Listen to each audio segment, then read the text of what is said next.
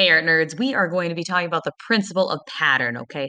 And pattern is one of those principles that you are probably pretty familiar with, okay? And that's because we see pattern everywhere. We see it in architecture, such as the pyramid, the glass pyramid outside of the Louvre Museum in Paris, France, okay? It has a lot of lines and shapes that are repeating in this structure, okay? We also see it in clothing and apparel, so lots of repeating lines, shapes, and colors to create those unique designs that we love to see on ourselves and on others. We also have um, pattern that's created in nature, okay? Both this honeycomb and the bees themselves have pattern, okay? We have the repeating shapes of those hexagons in this honeycomb that is created. Then we also have those repeating lines and colors in the bees themselves. Notice they have some stripes, okay? And there's probably some other animals that you can think of that have patterns on their fur coat, okay? Tigers and zebras and leopards and all those really cool animals have these cool repeating shapes and designs on them. Okay. So pattern is really a common thing. And how we describe it in art is pattern is when you use an art element over and over again. Okay. So art elements, those are the lines, shapes, colors, values, textures, form, space. If you use those art elements over and over again and you repeat them, and this repetition is predictable, then you have a pattern. So if I had the same kind of lines repeating over and over again, or a collection of shapes over and over again, or repeating colors, okay? So the key word that I want you guys to notice in this definition is the word predictable. When we say predictable, it means that you can predict or you can make a guess as to what's coming next. And if it's a pattern, you should be able to easily predict what's next and be right almost every single time.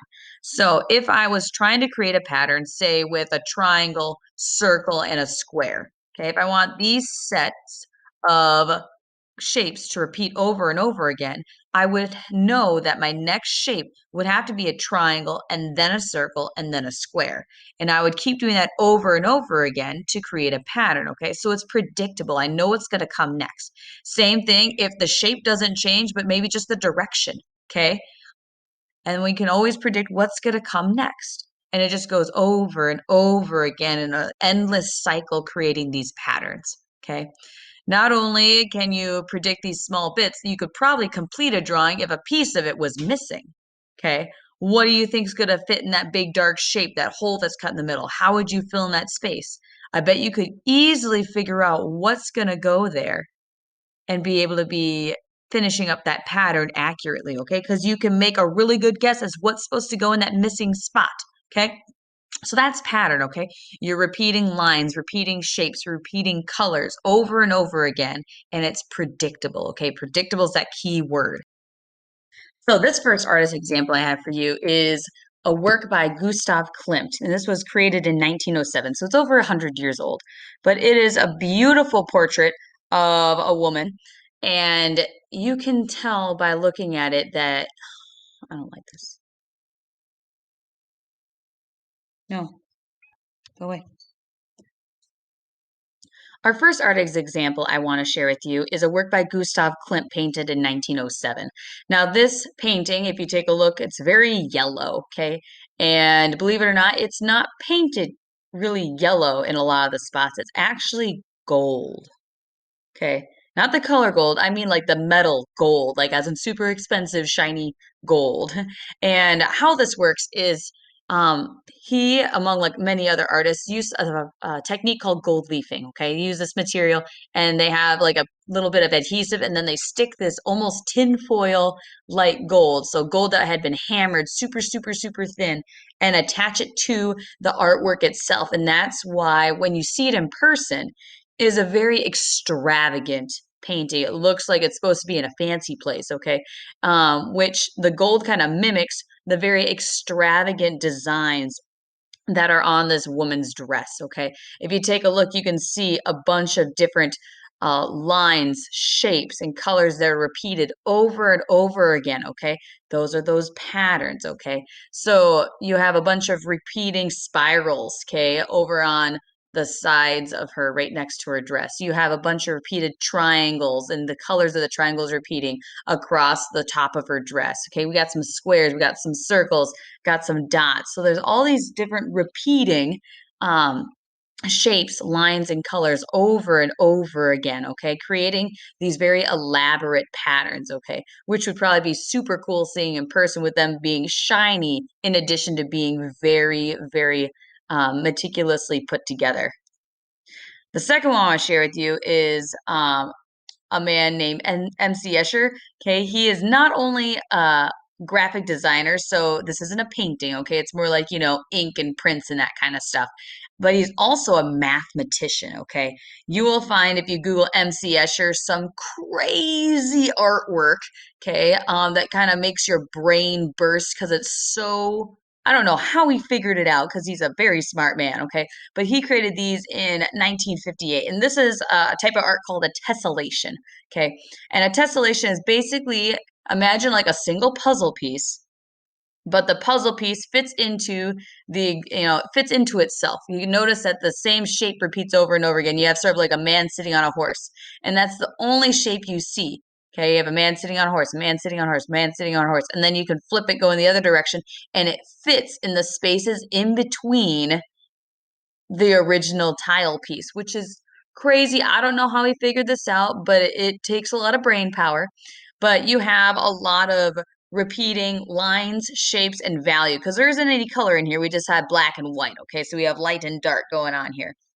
So you have the repeating line designs that you have on the characters, on the man with the horse themselves. You have the shapes, okay, the basic shape of each of those tiles. Okay, that's what I'm referring to as the man on a horse. It's a tile.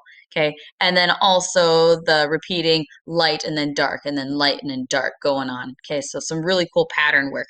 And I would definitely check out more about MC Escher, mathematician, graphic artist inspired by Islamic art and architecture. Super cool, dude. I'll have a link to this video in the description below, so definitely check it out. But we have two more artists we are going to be taking a look at.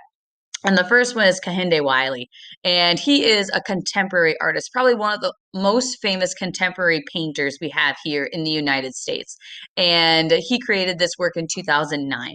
And he's done many different series of artworks, ones where he's traveling the world trying to get to know the people that live there. And he's also done a series which it's just women and trying to recreate them in some elaborate gowns, which is really cool. He's done works in which he takes a look at famous portraits from the Western tradition, so European art, and recreating it with African Americans in mind, sort of inserting them in that same kind of scene and very regal poses, which is really cool.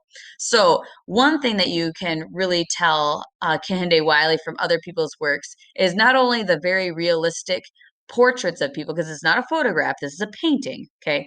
But he includes these decorative motifs, these beautiful patterns and elaborate patterns in the background, okay? We see in the background here the blue and sort of like salmon kind of color. We see a lot of repeating shapes and colors that are being used to create that very decorative background, okay? Patterns don't have to be super simple, okay? They can be very, very elaborate, very detailed, okay? And what's really interesting about a lot of his paintings is he kind of plays with the space in the paintings by having some of the patterns come in front of his figures and some of them are behind. So it looks like the person's inside or amidst the pattern, okay, and it's kind of flowing around him, which is really cool. He also painted Barack Obama's presidential portrait. But if you want to learn more about Kehinde Wiley, definitely check out this video. I have the link for the description below. He is, like I was saying, a very, very popular contemporary portrait painter. So definitely check him out. Our last work that we're going to be taking a look at is a work by Yayoi Kusama in 2018. So she's another contemporary artist. She's more of an installation artist, okay? She has a fascination with polka dots, okay? Most of her works have polka dots everywhere, okay? Almost like you threw up polka dots and it got all over a room, okay? So when I say installation work, I mean that she brings her artwork and fills a space. Okay. She fills a room that's already existing, which is pretty wild and cool.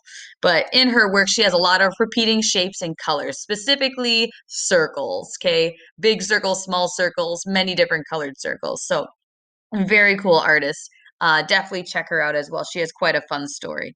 So, that is all that I have to share with you when it talks about the principal patterns. So, I hope you check out some more of my videos.